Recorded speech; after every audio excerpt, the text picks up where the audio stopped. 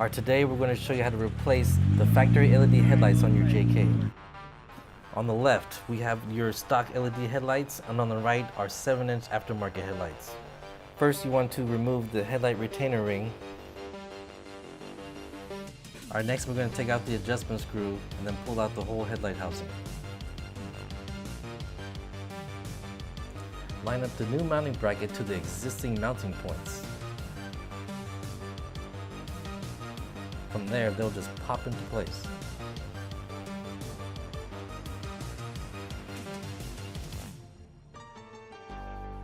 Then level the adjustment screw. These brackets are for the JK owners with factory LED headlights and want to switch over to aftermarket. They're compatible with all of our 7-inch LED headlights.